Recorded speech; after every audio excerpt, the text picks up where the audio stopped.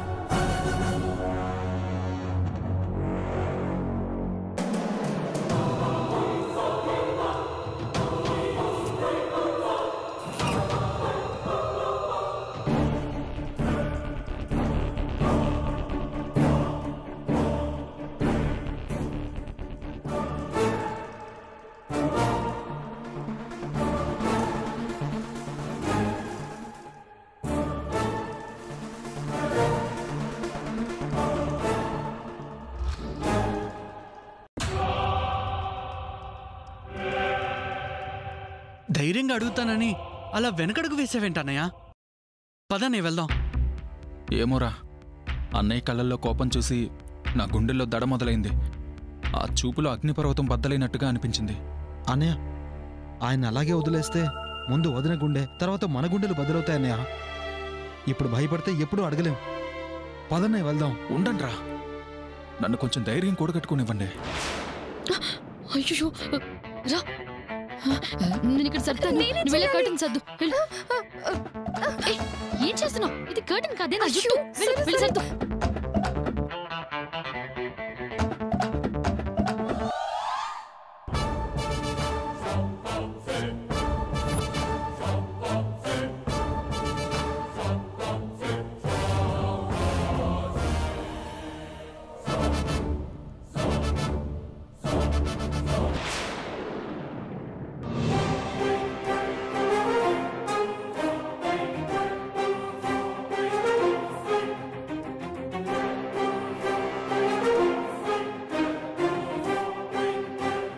అన్నయ్య పెద్దన్నయ్య గదిలోకి వెళ్ళిపోతున్నాడు. రా అన్నయ్య. అన్నయ్య నువ్వు ముందు నిలదీయడం స్టార్ట్ చేయి, తర్వాత మేము వెనక నుంచి అందుకుంటాం. ఏంటన్నయ్య నువ్వు అన్నయ్యతో కనీసం ఈ టైంలోనే మాట్లాడకపోతే జీవితంతో మాట్లాడలేవు. ఏంటండి మీరు ఇప్పటిదాకా కడుగుతాను నిలదీసి అడుగుతానని బీరాలు పలికారు? బావగారు రాగానే చప్పబడిపోయారేంటండి? ఇప్పటికైనా గదిలో నుంచి బయటికి పిలవండి. లేదు దాక్షాయణి, నాకెందుకో ఇప్పుడు ధైర్యం సరిపోవట్లేదు. కానీ ఖచ్చితంగా అన్నయ్యని ఎదిరించి తీరుతాను. చాలండి సంబడం. ఇంటికి మంటలు అంటుకునే నీళ్లు తేవే అంటే కొంచెం ఆ జోరు తగ్గని నీళ్లు తెస్తాను అందట వెనకటికేవతో. జోరు తగ్గాక ఇక నీళ్లు పోసి ఏమిటి లాభం? ఆ బూడిద మీద పోయడానికా?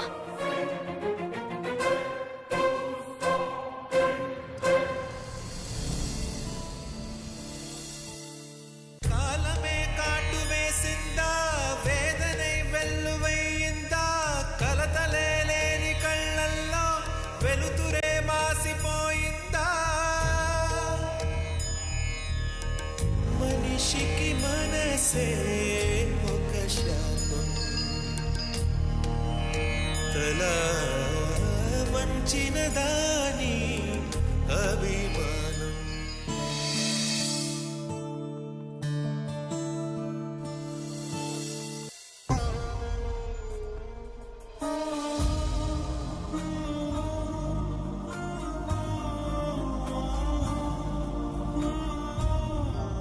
ఎలాంటి బాధనైనా గుండెల్లో దాచుకుని ఏ కష్టం వచ్చినా భుజాల మీద మోస్తూ నిండు కుండలా తొనక్కుండా ఉండే నా భర్త కంట్లో కన్నీళ్ళ. నేనీయన జీవితంలోకొచ్చాక కన్నీళ్ళని పలకరించటం మొదటిసారి చూస్తున్నాను. ఏవండి? సీత, ఏమైందండి? ఏం కాలేదు సీత, ఎందుకలా అడిగావు? ఓ ఇదా, కంట్లో ఏదో నలిసిపడినట్టుంది. అరే కాఫీ అలాగే పట్టుకుని నిలబడ్డావేంటి? ఇలా ఇవ్వు.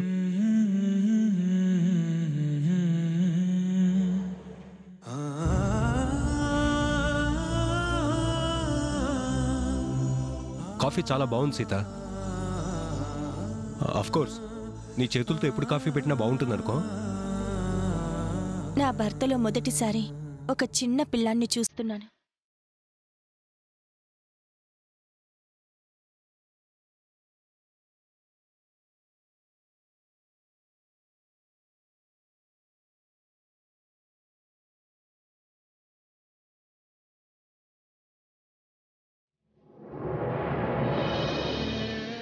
నేను టీచర్నండి. హోంవర్క్ చేయకపోతే మేము ఎక్కడ తిడతామోనని భయపడి ఏదో కారణం పెట్టుకుని ఏడ్చి తప్పుని కవర్ చేసుకుంటారు. మీరేమో బాధని గుండెల్లో దిగమింగుకుని నేనెక్కడ కారణం అడుగుతానేమోనని కన్నీళ్లు కనపడకుండా కవర్ చేస్తున్నారు. భార్యాభర్తలంటే రెండు కళ్ళు. ఒక కన్ను ఏడిస్తే రెండో కన్ను ఊరికే ఉండలేదండి.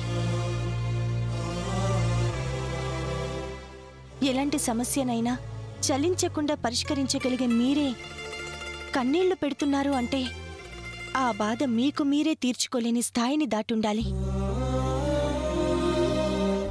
అదేంటో నాతో చెప్తే మీ బాధ తగ్గించడానికి నా ప్రయత్నం నేను చేస్తాను. మీ పర్సనల్ విషయాల్లో మీరు జోక్యం చేసుకోవద్దని చెప్పినా కూడా కొన్ని విషయాల్లో భార్యాభర్తల మధ్యన దాపరికం ఉండదని నా నమ్మకం. మీరు మనసులో కష్టపెట్టుకుంటూ కూర్చుంటే అది చూస్తూ నేనుండలేనండి.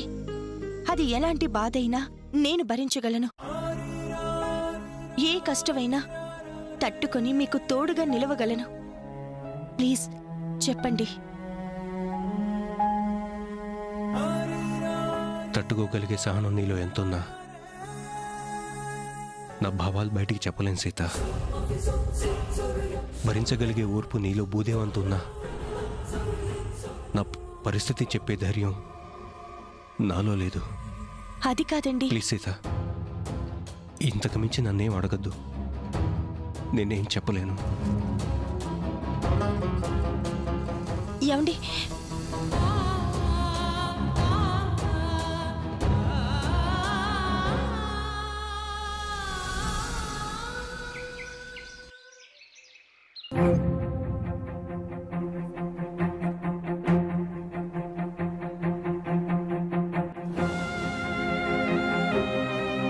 ఏమండి, ఇంత పొద్దున్న ఎక్కడికి వెళ్తున్నారు? ఏమండి,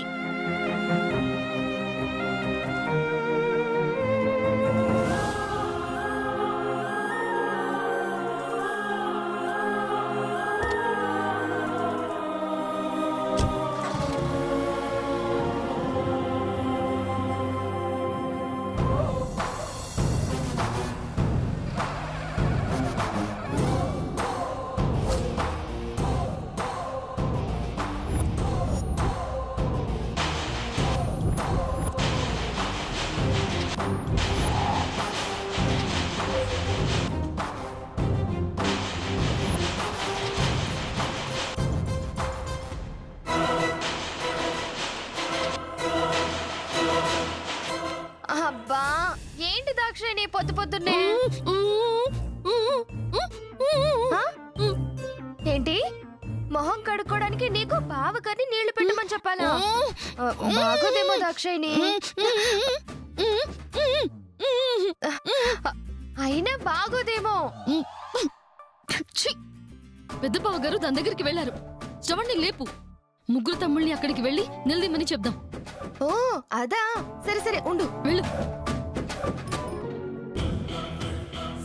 ఏమండి ఏమండి ఏమండి లేవండి. ఏంటి దాక్షాయణి? బావగారు పొద్దునే దాని దగ్గరికి వెళ్ళినట్టున్నారండి. ఏదో ప్లాన్ లో ఉన్నారు. రాత్రి మీ అన్నయ్యని నిలదీయడానికి జంకారు కదా. ఎప్పుడైనా ముగ్గురు కలిసి వెళ్ళి విషయం తేల్చేయండి ప్లీజ్. సరే ఇప్పుడే వెళ్తాం. అవును సరస్వతి, అక్కడికి వెళ్ళి ప్రాబ్లం క్లియర్ చేయడం బెటర్. పద వెళ్దాం.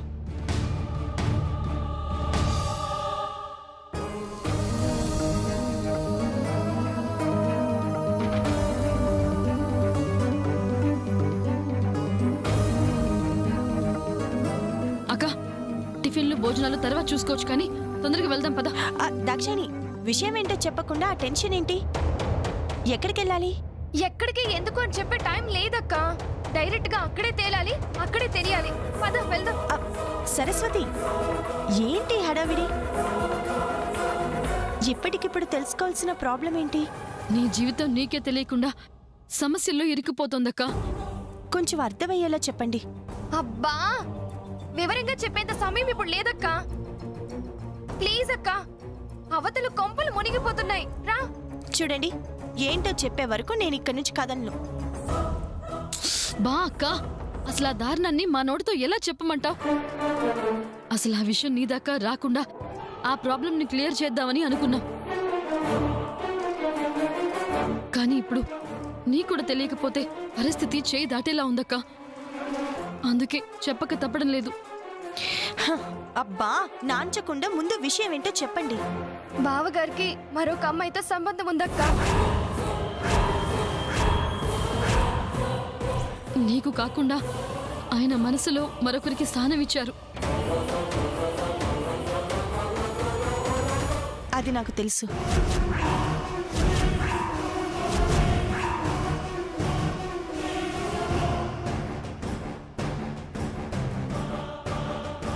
బావగారికి మరో అమ్మాయితో సంబంధం ఉందని తెలిసి కూడా తెలియని దానిలా సైలెంట్ గా ఎలా ఉన్నావు అక్క?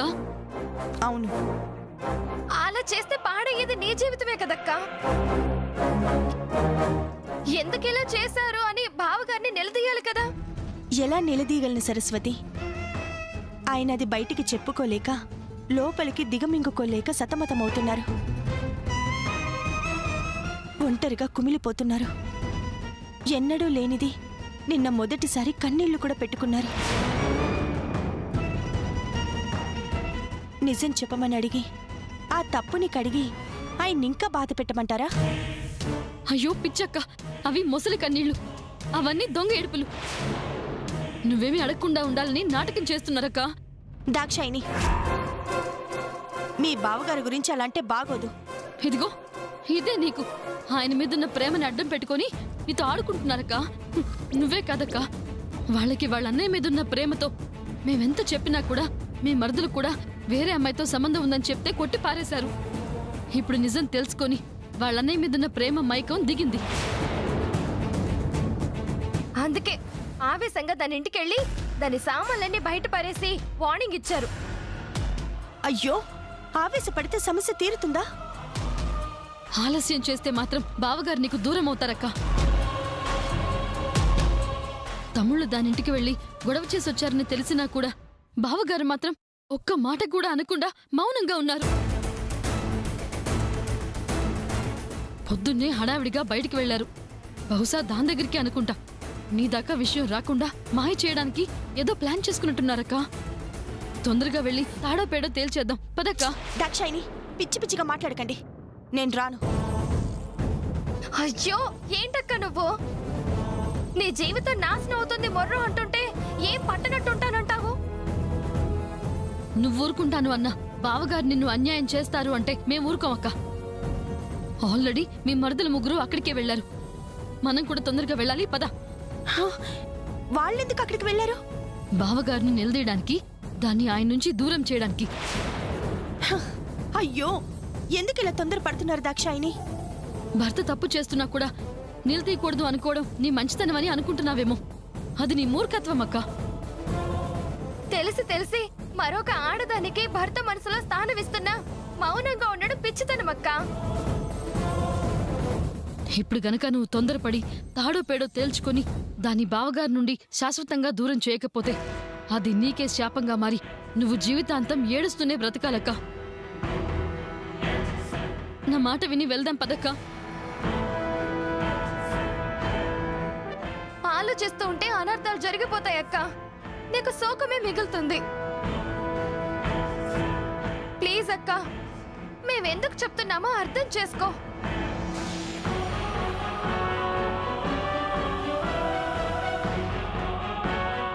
అక్క, నా మాట విను, రా. ప్లీజ్ రా అక్క. ఇంకేం చెప్పకురా. దాక్షాయిని,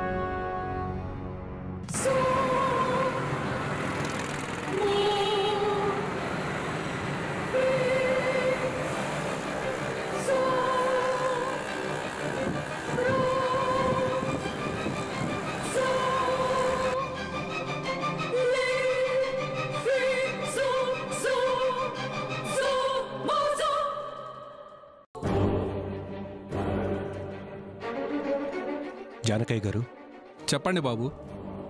అమ్మాయిని మీరే దగ్గరుండి ఎయిర్పోర్ట్లో దించి తను లోపలికి వెళ్లే వరకు జాగ్రత్తగా చూసుకోండి. అలాగే బాబు, మీరేం కంగారు పడకండి బాబు. నేనే జాగ్రత్తగా దగ్గరుండి పంపించొస్తానుగా.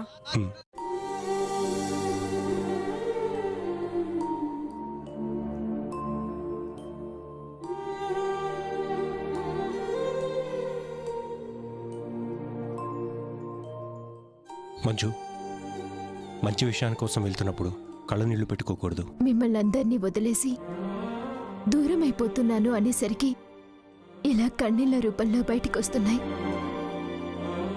మిమ్మల్ని వదిలి వెళ్ళడానికి నా మనసు ఒప్పుకోవడం లేదు. బాధపడకు మంజు, నీకు మంచి జరగాలి అంటే వెళ్ళక తప్పదు. నా గురించి ఆలోచించద్దు, నీ గురించి మాత్రమే ఆలోచించు. నీ జీవితం బాగుండటం కోసమే ఆలోచించు. నువ్వు మనస్ఫూర్తిగా సంతోషంగా ఉండటమే నాకు కావాలి. ఆ విషయం నాకు తెలియాలి. అలాగేనండి. ఇంకో ముఖ్యమైన విషయం నువ్వు బాగా గుర్తుపెట్టుకో. ఏంటండి అది? నువ్వు ఇక్కడి నుంచి వెళ్ళిన తర్వాత నా దగ్గర నుంచి నీకెప్పటికీ ఫోన్ రాదు. నీ దగ్గర నుంచి కూడా నాకు అస్సలు కాల్స్ రాకూడదు. నీ లైఫ్ బాగుపడటం కోసమే ఇదంతా. నిన్ను శాశ్వతంగా దూరం చేసుకోవటానికైతే కాదు. ఇక్కడ విషయాలు తెలిసి నీ మనసు బాధపడకూడదు. ఇక నుంచి నువ్వు కొత్త జీవితం ప్రారంభించాలి. నువ్వు అనుకున్న గోల్ రీచ్ అవ్వాలి. అవసరమైనప్పుడు, సమయం వచ్చినప్పుడు నీకోసం నేనే వస్తాను.